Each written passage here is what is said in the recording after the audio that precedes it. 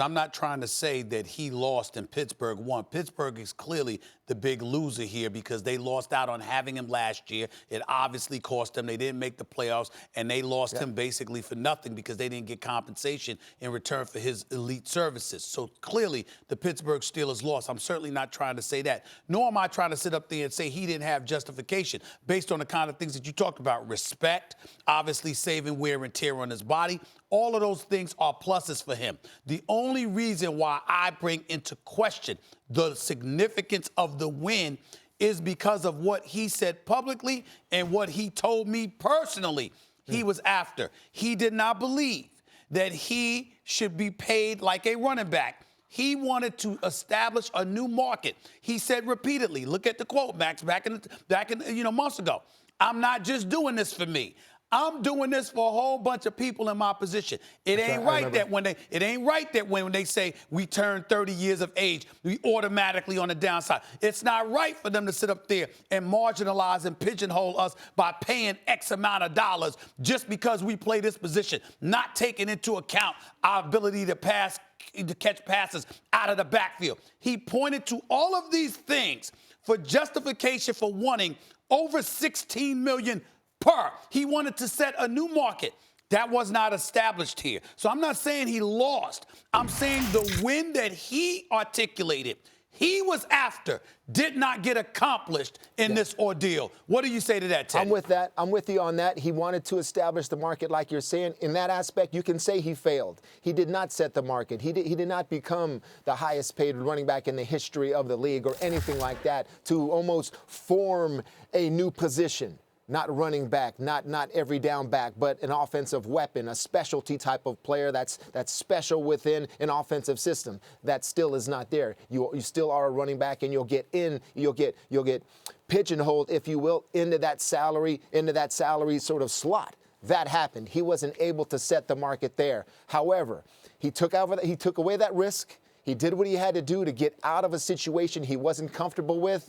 And on the other side, I think players are going to continue to look at this franchise tag as something that is holding me back. What can I do to fight this franchise tag? Yeah. Do I do what Lev did? And if it's 2 years in a row, I'm just not handling this. I mean, you got pass rushers doing this, pass rushers that are getting franchise tag multiple times. This is something that it is. Players don't want this. You're looking for long-term security, you're looking for guaranteed money, and you feel the organization is holding you back from getting that, and then it causes animosity.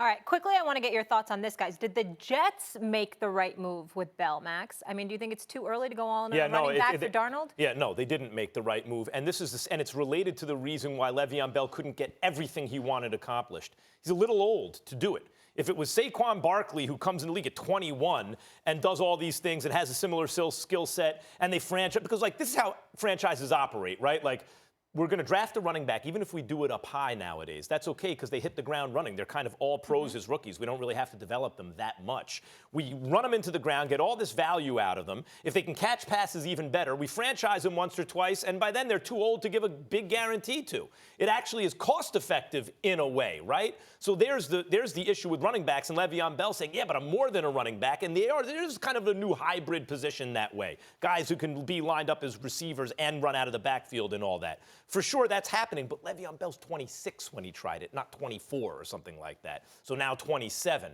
And that's a problem for the Jets. The Jets and Sam Darnold don't exactly have a Baker Mayfield, I don't believe. I don't think that Darnold is quite as ready to lead a team deep into the playoffs as Baker is, just in terms of his personality and his age. He's a little younger. He's 21 in his rookie season. So he's precocious, but he's probably still a couple of years away from being excellent. Like, he was not good last year. He just showed promise. This year, he might be okay. Next year, he might be a good quarterback. Like the following year, something like that. Le'Veon Bell's in his prime right now. By the time Le'Veon Bell starts to slow down in this deal, Darnold will be ready to take a step forward. So if you're looking for respectability, fine.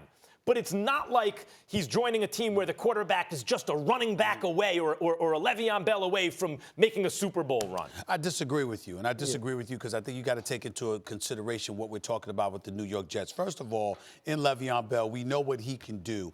catching passes out of the backfield, not just running the football. Now, there were concerns. 1,635 career touches in just 66 games. They were concerned about that wear and tear coming in to, free agency with Le'Veon Bell, but Adam Gase went after him. You got to think about, and Teddy, you can speak to this better than me, whether it's base coverage, nickel coverage, or what have you. The fact of the matter is that he causes problems because he forces a defense to make a decision about what kind of defense they're going to throw in your direction because he's so formidable. We got to take into account Adam Gase in Miami, how he utilized receivers, how he found different ways to get guys catches in particular situations. And this is a guy that was his number one target. So if you got Adam Gase, who's your new head coach, it's not Todd Bowles, who's a defensive-minded guy. It's a guy in Adam Gase who's supposed to be innovative offensively and just didn't have the necessary requisite weapons. They already obviously believe in Sam Darnold and believe he was hindered dramatically by an absence of weapons. That is no longer the case. I like the fact that they made this move because I don't think it was for exorbitant dollars. I thought it was for fair market value. It's not like they broke the bank to get him and really cap-strapped and inconvenienced themselves exponentially. I don't see that as a problem. They paid decent dollars for an elite player.